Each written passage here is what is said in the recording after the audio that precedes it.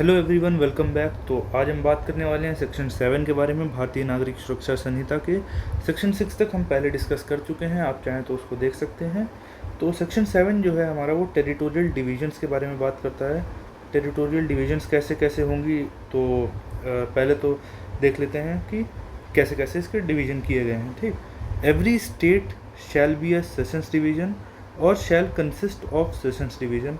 ठीक, हर स्टेट जो है वो या तो सेशन डिवीज़न होगा या फिर उसमें कई सारे सेशन डिवीजन्स होंगे। जैसे ये एक स्टेट है तो या तो ये सेशंस डिवीज़न होगा या फिर इसमें कई सारे पार्ट में डिवाइड किया जाएगा जो कि सेशन डिवीजन्स होंगे।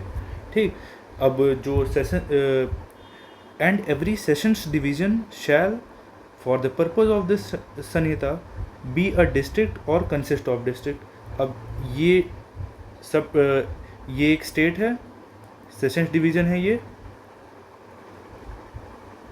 अब इन सेशन डिवीज़न को भी या तो डिस्ट्रिक्ट माना जाएगा या फिर इनका भी फर्दर डिवीज़न किया जाएगा डिस्ट्रिक्ट में।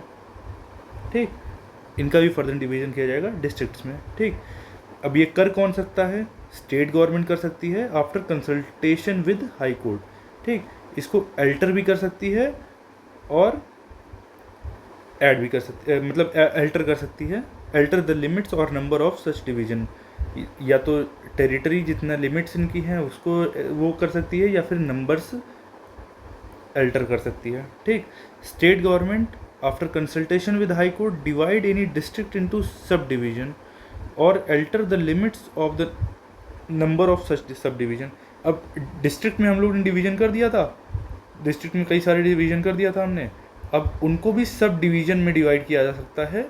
और जैसे एक डिस्ट्रिक्ट में ये एक सब डिवीज़न है तो इनको इनके नंबर को कम ज़्यादा भी किया जा सकता है। ठीक, स्टेट गवर्नमेंट के पास पावर है after consultation with high court. और जो जैसे जब भी ये संहिता फोर्स में आई उसके पहले जो भी डिस्ट्रिक्ट थे या सब डिवीजन्स थे जो भी फॉर्म हुए थे उनको भी ये माना जाएगा कि वो इसी सेक्शन के द्वारा हुए थे। देख लेते हैं, सेशन डिवीजन, डिस्ट्रिक्ट एंड सब divisions existing in a state at the commencement of this sanhita shall be deemed to have been formed under this section।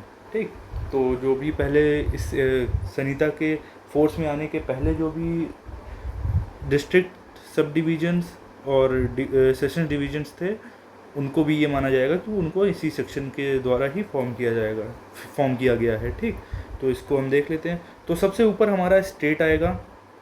State जो होगा वो सेशंस डिवीज़न होगा या फिर it consist of session division. ठीक, या तो वो सेशंस डिवीज़न खुद होगा या फिर सेशन डिवीज़न को में डिवाइडेड होगा। स्टेट या तो ये खुद सेशन डिवीज़न होगा या फिर इसको फर्दर डिवाइड किया जाएगा सेशन डिवीजन्स में। ठीक, अब सेशन डिवीज़न जो है वो या तो खुद डिस्ट्रिक्ट होगा या फिर उसको फर्दर डिवाइड किया जाएगा डिस्ट्रिक्ट्स में। सेशन डिवीजन्स हैं या तो ये खुद डिस्ट्रिक्ट होंगे या फिर इनको फर्दर डिवाइड किया जाएगा डिस्ट्रिक्ट्स में। ठीक, अब डिस्ट्रिक्ट है, डिस्ट्रिक्ट को भी फर्दर डिवाइड किया जा सकता है सब डिवीज़न में। डिस्ट्रिक्ट है,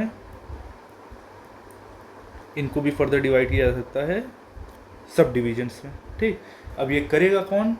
करेगा हमारा स्टेट गवर्नमेंट। स्टेट गवर्नमेंट करेगा कब? कंसल्टेशन करने के बाद हाई कोर्ट में के द्वारा। ठीक, अल्टर कर सकता है इसकी लिमिट्स को या फिर नंबर्स को। ठीक, और ये भी है कि session division, district, sub division जो भी इस एक्ट के फोर्स में आने से पहले थे उनको भी यही माना जाएगा कि वो इस संहिता के द्वारा ही फोर्स में आए हैं या फिर बनाए गए हैं। ठीक, तो पहले भी ये सेक्शन 7 में ही था, अभी भी सेक्शन 7 में ही है, लेकिन पहले क्या था, इसमें मेट्रोपॉलिटन एरिया से रिलेटेड प्रोविजंस थे। अब वो मेट्रोपॉलिटन एरिया को रिमूव कर दिया गया है नए वाले भारतीय नागरिक सुरक्षा संहिता में। ठीक, तो ये था सेक्शन 7 की पूरी बात। आगे कोर्ट्स के बारे में डिस्कस करेंगे। Thank you.